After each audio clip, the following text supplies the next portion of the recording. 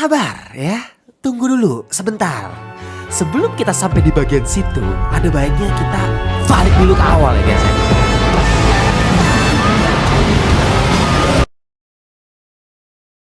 Di film Nawila yang baru aja gue selesai tahun kemarin, itu ada seorang bocil yang diceritakan ketabrak kereta dan kakinya hilang satu. Setelah itu dia pakai kaki prostetik dan muncullah sebuah scene ikonik yang dibuat ala-ala musikal dengan lagu.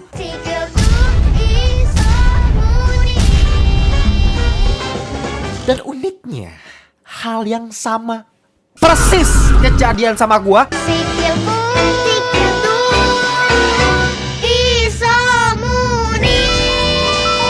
Dan karena cedera gue cukup parah, jadi ya sebenarnya gue cukup sedih ya. Dan untuk mengobati rasa sedih yang sebenarnya gue lagi rasakan ini, kayaknya enak nih gue nonton film Nawila ulang gitu kan. Jadi gue pergi ke bioskop lagi gitu. Tapi Ngelantur punya rencana lain. Mas Awi Suryadi, kita ketemu lagi di review kesekian kalinya. Ya dari dulu pendapat gue tuh selalu sama ya.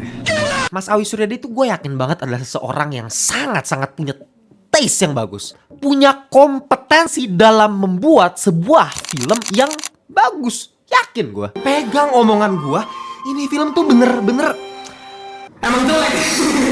Tapi lagi-lagi, pada akhirnya dia hanyalah seorang manusia biasa yang butuh uang dan terjebak dalam sebuah siklus lingkaran setan yang tidak akan pernah bisa berhenti.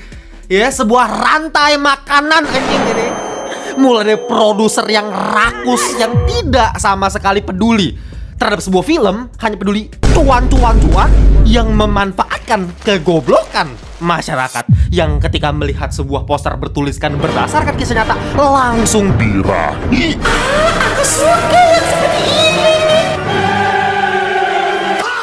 Dan akibatnya apa? Ya, kalian bisa tebak sendiri lah. Orang di bagian kreatif yang sebenarnya mungkin punya kemampuan, punya skill, punya talent, ini para penulis atau para sutradara yang dibekali dengan bakat-bakat luar biasa yang kita nggak akan pernah kehabisan bakat sebenarnya di negara seluas ini dengan masyarakat sebanyak ini, tapi nggak akan bisa kepake karena diminta sama produser untuk bikin setiap 10 menit sekali dikasih jump scare. Saya akan lawan. Gini ya, gue jujur-jujuran aja gitu. Selama gue hidup mereview berbagai macam varian rasa horor-horor sampah kita, mau dari rasa rating 2, rating 1,5, rating 1, bahkan sampai gak gua rating pun karena gua keburu walk out pun pernah gitu kan. Jadi kayak udah banyak lah, database gua udah lengkap lah gitu kan ibaratnya. Tapi gua belum pernah nemu yang jump scare-nya sebanyak ini. Kenapa bisa kayak gitu? Ya lu bayangin aja, kalau misalnya kita hilangin semua beat jump scare. Jadi kalau misalnya dalam sebuah cerita ada beat-beatnya kan. Nah ini beat jump scare 1, beat 2, beat 3, beat 4. Ini kita hilangin semua nih jump scare nih. Yang terjadi apa? Lu masuk bioskop nih, lu baru mau ambil popcorn, lu udah ending. Ya lagi-lagi ini tipikal film yang kagak punya cerita, kebelet buat dapet duit. Kita milking terus ya, bikin cerita 5 menit jadi dah tuh barang. Nah gimana cara biar durasinya tambah panjang nih? Kita spam jump scare bos di bagian awal. 1 jam pertama anjing itu bisa 51 jump scare ada kali anjing. Gua kagak tahu dah sampai mabok lu sama jump scare lu. Orang ceritanya cuma tentang si Teteh Risa yang harus merasakan kematian dari sahabat-sahabat goibnya dia yang udah kayak Cowboy Junior versi blonde itu. Kamu ya ada si siapa? Peter Parker, Jimin, Nico Junius, siapa lagi? Cornelis the Hotman, dan yang satu lagi siapa tuh yang paling kecil gue lupa anjing, yang giginya ompong. Oh, Bastian Steele. Dan ini sama kok mengingatkan gue sama masa kecil gue, karena buat kalian yang belum tahu ya, gue kan pas masih kelas 5 SD pernah main sinetron ya, judulnya itu Jagoan Silat kalau kalian pernah nonton dulu. Dan di situ ceritanya memang gue kan punya grup berempat ya, yang di skenario tuh setiap kali baca namanya Timo CS. Kalau ini kan Peter CS kan. Nah kalau gue Timo CS, kenapa?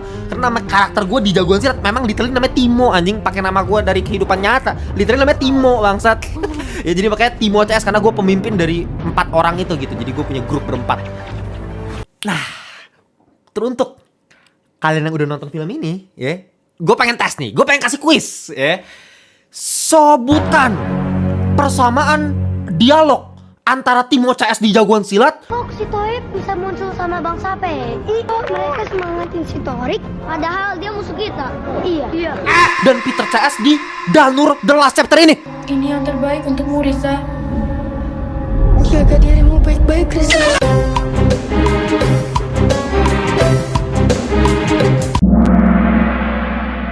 Jawabannya adalah semuanya benar.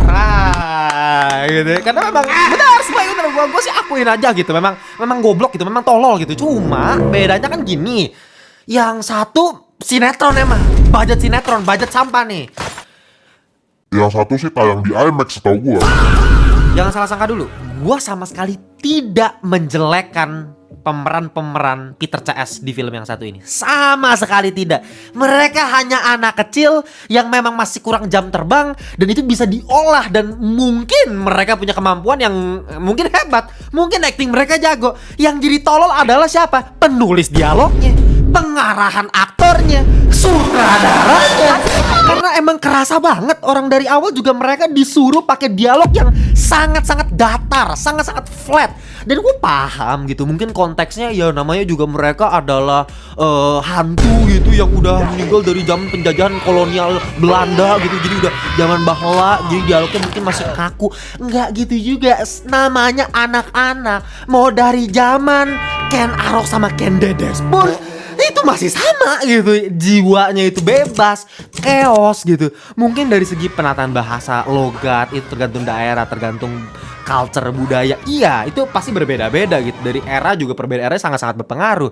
Tapi jiwanya itu menurut gua tidak bisa dibohongin, dan ini memang kerasa banget dibuat-buat. Kerasa mereka harus ganti-gantian ngomong. Oke, si Peter Parker dulu, abis itu si Jimin, abis itu baru si Nico Junius, abis itu baru si Bastian Steele. Kamu itu sama persis kayak dulu gua masih SD itu main sinetron kayak begitu. Ya blockingannya berjajar nih berempat. Ya kamera ke satu, abis itu kedua, abis itu ketiga gitu kan, ngomongnya ganti-gantian gitu. Itu bukan dialog, itu bukan diskusi. Itu apa? Itu laporan secara bergiliran, anjing. Ayo Risa, kamu pasti bisa. Ayo bangun Risa, ayo main Risa. Make nih anak, kalau nggak make nyawit aja nih anak. Kayak kagak aja dialog. Anak-anak mau dari zaman manapun, ya Pithecanthropus erectus pun Bota-bota Pithecanthropus. kagak ada dialog kayak begitu gitu loh. Nah sekarang yang jadi pertanyaannya adalah kenapa si Teteh Risa ini harus merasakan kematian-kematian dari ya personel Cowboy Junior versi blonde ini. Kenapa nih? Ya karena dia harus membuka kembali mata batin yang udah tertutup. Gitu. Jadi ceritanya nih si Risa ini udah kagak bisa nih ngelihat setan-setan, makhluk-makhluk halus, itu udah nggak bisa dia. Nah makanya di sini dia harus merasakan nih gitu kematiannya si Peter Parker gimana, Cornelius the Hotman gimana, dia rasain satu-satu. Nah habis itu baru dia bisa matanya kebuka lagi, dan akhirnya mereka harus bersatu padu menjadi sebuah tim Avengers untuk melumpuhkan seseorang setan yang mengganggu adiknya si Riri, adiknya si Teteh Risa yang namanya Riri nih. Nah, yang gangguin siapa bang nih? Yang gangguin si Riri atau ex JKT48 ini?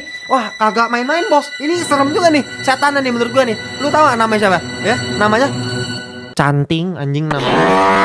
Lu bisa bayangin gak? Amerika punya Falak, Jepang punya Sadako nih, Indonesia punya namanya. Kenapa harus canting gitu loh? Lu kalau pilih nama satu yang estetik dikit, yang intimidatif dikit gitu. Kita kagak usah jauh-jauh adu ekonomi sama negara.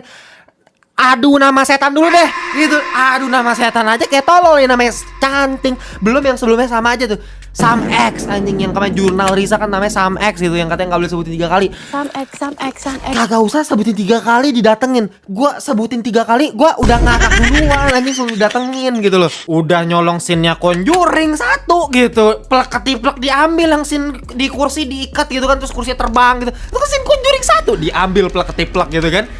Terus pakai scene ala Stranger Things yang terbang, habis itu kayak dipatahin di tangannya klak gitu kan. Habis itu mending kalau misalnya Stranger Things si Max itu habis dipatah-patahin literal dia koma gitu kan, masuk rumah sakit. Oh, matanya jadi apa? Rusak gitu kan. Wah, kacau deh.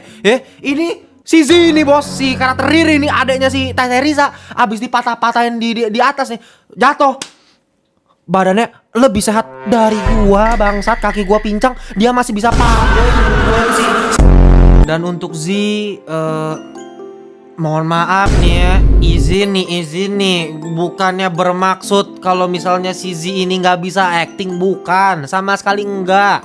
Ya mungkin dia bisa bagus actingnya, bisa aja, mungkin aja. Cuma kalau dia berperan sebagai cewek kerasukan yang harus senyum-senyum creepy mengerikan seperti itu, mohon maaf nih bos, kalau Zizi bukannya creepy malah nagih sih yang ada sih. Kalau misalnya disenyumin Zizi senyum creepy nih, senyum kerasukan nih, gua senyum balik nih kalau Zizi. Gitu. Jadi agak susah sih menurut gue ya. Lagi-lagi bukannya nggak bisa ya, cuman butuh apa ya, ekstra lagi gitu untuk bisa menghasilkan ekspresi yang bikin penonton nggak nyaman gitu, bikin ekspresi yang creepy itu susah untuk Z yang memang persona branding itu udah sangat kuat, brand identity udah jelas gitu sebagai seseorang yang ceria gitu kan, seseorang yang ramah, cerah. Dan memang dia dari awal, karir awalnya tuh bukan sebagai aktris gitu kan, dia emang idol gitu. Dari idol baru dia mulai tuh kan main film. Jadi menurut gue sih sangat make sense gitu. Yang aneh ya orang yang di atas kenapa milih Z ya gue sih make sense aja. Kalau nggak ada Z pasti jauh duitnya bos, yang nonton juga agak pasti nurun kan, drop sih. Z pasti ngangkat ini kan. Jadi ya bisa ya dibilang ini keputusan naro Z sebagai cewek kerasukan adeknya si Teteh Risa ini literally cuman murni angka doang, cuman buat naikin angka. Dan menurut keyakinan saya, ini secara probabilitasnya 90% ke atas lah. Jadi sudah hampir benar nih saya nih ya. Ya pastilah ini ada image protection gitu dari orang yang di atas. Jadi buat kalian yang belum kenal sama istilah image protection ini kan, kalau dalam industri seperti ini tuh aktor atau aktris tuh seringkali emang ditahan supaya terlihat menarik di mata penonton karena dianggap lebih aman dari segi percuanan gitu, dari segi box office.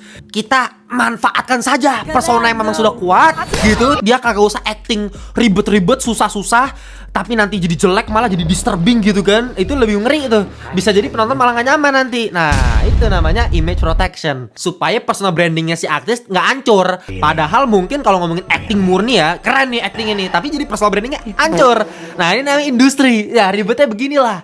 Robert Pattinson di Twilight ya, makanya dia sekarang lagi redemption, akan main di film The Odyssey, nanti main di film Batman, tiba-tiba jadi Bruce Wayne gitu kan, terus main di film apa Mickey 17 gitu. Ini lagi memperbaiki citra dia yang udah rusak gitu. Dulu brandingnya dijaga gitu sebagai cowok yang cool, yang tampan, Edward Cullen gitu kan. Dan yang paling terkenal itu kalau kalian tahu Jessica Alba. Ini yang paling sulit, contoh paling terkenal itu.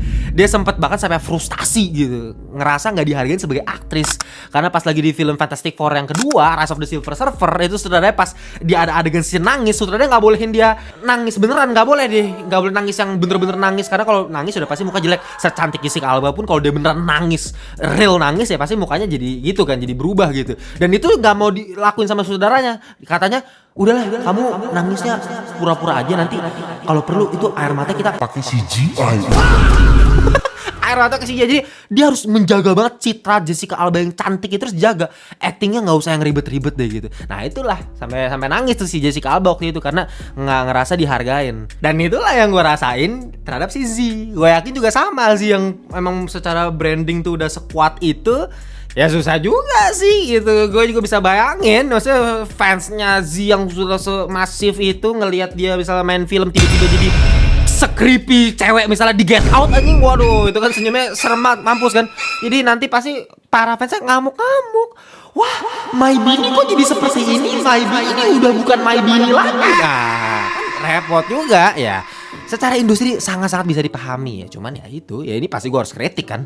Cuman ya udahlah. Kalau misalnya Z terpaksa harus dibikin senyum-senyum yang literally dia tuh kan senyum tapi matanya tuh kayak gini. Matanya flat anjing. Kalau mata kan serem. Gua ngelantur aja kak. Mata tuh ada depthnya, kedalaman gitu. Matanya bener tatapan kosong gitu. Kalau Zizi kayak matanya sayu-sayu manja gimana gitu. Jadinya manis gitu. Kerasukan malah jadi manis gitu kan. Nah, itu ya udah nggak masalah deh. Kalau secara tense-nya, suspense-nya dibangun secara bagus. Kita bisa dibikin penonton deg-degan gitu, dibikin gelisah supaya nonton film. Kagak ada juga. Supaya nonton film ini malah kebaikan ngakak juga gue nontonnya.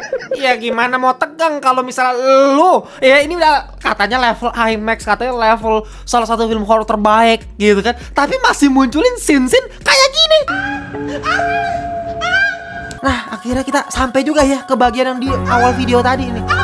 Itu literally kan scene ini tuh scene sejuta umat gitu, horor sejuta umat, yang bahkan sekarang pun itu udah bukan jadi horor sejuta umat lagi, udah jadi meme sejuta umat, udah jadi bahan parodi untuk ngeledekin film-film horor yang sampah gitu, yang tipikal kayak begini. Nah, ini masih dipakai lagi bukan masalah mereka nggak bisa ya. Mas Awi Suryadi jauh lebih jenius dari gue yakin, pengalaman udah 1000 pasti dia jago. Cuman lagi-lagi sistemnya ini loh, lingkaran setan ini nggak bisa menurut gue nggak akan bisa diputus. Kalau kita mau putus dari atas, dari produser, mana peduli setan mereka. Nih mumpung lu pada goblok, gue manfaatin lu goblok gitu. Yang penting gue cuan, yang penting gue duit. Apakah dia salah? Ya sebenarnya nggak salah juga. Ya namanya juga dia pebisnis gitu kan, mau dapetin duit nggak masalah. Produser emang tugasnya kayak gitu. Yang jadi masalah sebenarnya apa yang harus kita rubah? Ya masyarakatnya, generasi yang bawa-bawa ini. Makanya yang gue lakuin di Ngelantur adalah apa? Investasi jangka panjang. Gue nggak akan bisa ngerubah generasi yang sekarang semua harus nonton Ngelantur ya. View gue juga baru berapa gitu kan. Tapi lu bayangin, satu Ngelantur udah bisa merubah industri seperti ini, ada punya impact yang cukup besar. Apalagi ada 100 Ngelantur. Itulah tugas apa influencer, bisa nge-influence banyak orang, merubah pola pikir banyak orang. Tapi kan masalah orang nggak mau dirubah pola pikirnya, orang maunya ikut arus aja, ikut arus. Gue dapet duit dari sini, ya udahlah, ngapain gue ngikutin lu gitu. Ya meskipun lu bener, tapi gue yang penting gue cuan kan, masalahnya itu. Ya orang kayak Ko Ernest, Angga Duma Sasongko, Bang Jokan itu ya itu nganjari orang-orang yang mungkin orang bener gitu loh, ngerti gak sih? Produser yang memang cinta sama film, bener-bener dari hati terdalam pengen bikin film yang bagus, itu hitungan jari. Selebihnya ya peduli setan kan. Yang harus kita rubah ini generasi alpha nih, suruh nonton kan Ngelantur, siapa tahu nanti ada reviewer yang tergerak dari review gua, terus menjalar lagi, banyak orang yang mulai tergerak, mulai melek, otak mulai jalan gitu kan. Nah, balik lagi ke film ini yang ngasih setiap 5 menit sekali ada jump scare ya. Literally every beat, every scene diakhiri dengan jump scare, dimulai dengan build, tense, hening, duar. Rilis. Masuk ulang lagi ke beat kedua. Build up, tense, hening, duar. Rilis. Masuk beat 3. Build up, tense, hening, duar. Kayak gitu terus anjing. Lu sekali Kaget. loncat. Ya kan, sekali loncat. 2 kali bahu doang ya kan, yang loncat bahu doang. Ke 9 ke 10 kali jump scare-nya udah berasa geli-geli mania anjing. Udah kagak berasa apa-apa. Namanya manusia, tubuh gitu tuh menyesuaikan gitu. Kaget itu kan karena sesuatu yang tidak kita bisa prediksi sebelumnya. Tapi kalau misalnya every beat itu seperti itu, lama-lama oh ini begini, oh ini begini, oh ini begini, lama-lama kagak ada serem-seremnya nih film gitu loh. Dan yang lebih anomalinya lagi apa? Ini ada satu storyboard yang lagi-lagi ini nggak masuk akal untuk orang sekelas Awi Suryadi. Menurut gue nggak mungkin dia masalah begini masih PR, masih remet harus gue kasih tahu lagi. Pasti dia paham. Lagi-lagi ini pasti produsernya atau ya dia memang dimintanya bikin kayak begini untuk goblokin masyarakat aja. Lu tau nggak? Nih si Z nih ya, si Riri lagi latihan balet gitu kan, yang depan belakangnya cermin. Terus jiplak scene-nya Black Swan, literally dijeplak sama percis gitu kan di depan cermin, pantul-pantul. Pas dia gerak refleksinya kagak gerak gitu kan. Aduh deh, basi banget gitu, udah diikutin persis kayak Black Swan gitu. Ya oke lah, jeng jump scare gitu. Ya udah, persis kayak Black Swan, nggak apa-apa deh gitu sekali. Yang jadi masalah scene berikutnya tiba-tiba pindah lokasi kan ke Teteh Risa yang lagi ada di kantor PNS gitu, yang ada si Fajar Nugra ngasih jokes kagak jelas anjing, jokes garing, dikasih komedi. Ya udah deh gitu. Awalnya jump scare, abis itu langsung masuk komedi, nggak masalah deh gua. Lo tahu abis itu apa? Balik lagi dong anjing, ke ruangan balet lagi dong anjing. Ke ruangan balet jump scare lagi dong anjing.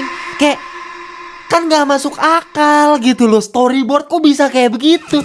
Lu udah masuk di ruangan balet kasih jump scare, lu masukin ke ruangan PNS komedi, lu storyboard berikutnya masukin ke ruang balet lagi. Apa sih? Apa lu? kayak gak masuk akal, bener-bener absurd banget gitu loh. Udah main asal comot dari sini Black Swan. Kalau lu bilang Black Swan juga nyomot bang sama animenya Perfect Blue gitu, persis gitu. Itu si Darren Aronofsky sudah Black Swan, itu dia udah beli anjing hak Perfect Blue gitu. Satu itu dia udah punya haknya, itu satu. Terus kedua emang secara eksekusi pun jelas gitu. Secara tema tuh memang udah jelas ini horornya ngomongin krisis identitas gitu. Ketika refleks lu dicermin tidak sinkron dengan gerakan lu, artinya ada bagian dari diri lu yang tidak bisa lu kendalikan. That's the point of Black Swan kan. Jadi jump scare-nya itu ada simbolismenya, ada maknanya. Setiap jump scare itu gak cuma asal muncul jeng, cheap, murahan. Lagi-lagi gue gak pernah ada masalah sama jump scare. Jump scare itu salah satu metode dalam sebuah horor, gak masalah. Tapi ada jump scare murah, ada jump scare mahal. Jump scare murah literally cuma pakai shortcut. Ada shortcut apa? Shortcut suara. Dari suara langsung ke talasmus, langsung ke amigdala. Itu shortcut tuh. Kalau misalnya tiba-tiba ada di depan lo ada cewek teriak-teriak, pasti lu langsung kayak gelisah kan, kayak kok kenapa nih, merinding lu pasti gitu. Atau ada yang gedor-gedor kencang di pintu lu gitu. Lu nggak tahu ini orang jahat, bisa jadi emak lu atau gimana. Tapi kalau lu denger suara gedor-gedor pintu aja lu udah deg-degan kan. Kenapa? Karena itu shortcut dari suara masuk kuping ke talasmus langsung ke amigdala. Secara neurologis tuh udah seperti itu gitu loh. Nah, kalau jump scare mahal harusnya apa? Dari suara ke talasmus diproses dulu di korteks. Sistemnya memproses dulu, berpikir ini apa ya maksudnya gitu loh. Baru ke amigdala yang merupakan pusat untuk memproses ketakutan. Ya, ketakutan semua dari amigdala tuh. Nah, itu kan horor mahal gitu. Kalau nonton filmnya David Lynch, Mulholland Drive, itu jump scare terbangsat yang pernah gua tonton sepanjang masa anjing.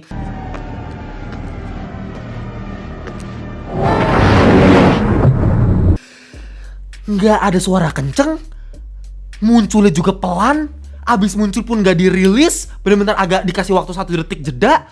Itu bener-bener menyalahi aturan jump scare yang ada. Jump scare siang hari itu kedua itu disalahin semua aturan. Tapi dengan dia menyalahi semua aturan, jump scare jadi gila. Itu baru jump scare yang hebat gitu loh, jump scare yang mahal. Lah ini nyomot Black Swan tanpa konteks. Ini lawannya pokoknya canting anjing, tanting yang ntar di sepertiga akhir baru dikasih tau, oh dia masa lalunya KDRT. Oh udah selesai. Pokoknya setan ini dulu kena KDRT makanya dia jadi setan gitu. Kayak what the hell is even that? Munculin canting, terus apa hubungannya sama lu dicermin kayak begitu? Terus nyomot dari Black Swan, terus apa hubungannya sama lu ngikutin apa Conjuring gitu, kursi terbang, terus lu ikutin Stranger Things. Literally kayak combot yang bagus 1, combot yang bagus 2, combot yang bagus 3. Oh, jahit jadi. Ya, kesimpulan dari akhir dari gua akan kasih 5,1/10 ratingnya ya, alias sampah. Kenapa nggak di bawah itu? Kenapa nggak 4,3 gitu? Karena ya secara visual ini tidak merusak mata gua, at least. Lagi-lagi Mas Awi Suryadi tuh, ya lu perhatiin aja di film-film sebelumnya gitu, Pabrik Gula itu kan nggak sejelek itu. Secara visual tuh cakep, color gradingnya cakep gitu. Nggak kayak Mas Anggi Umbara kok, tenang aja gitu. Ini masih enak dipandang mata, sound desainnya cukup imersif gitu. Gua nggak nonton di IMAX tapi udah cukup imersif, apalagi di IMAX pasti lebih mantep lagi. Secara eksekusi teknis gua nggak mau terlalu ada masalah lah. Tapi ceritanya 3.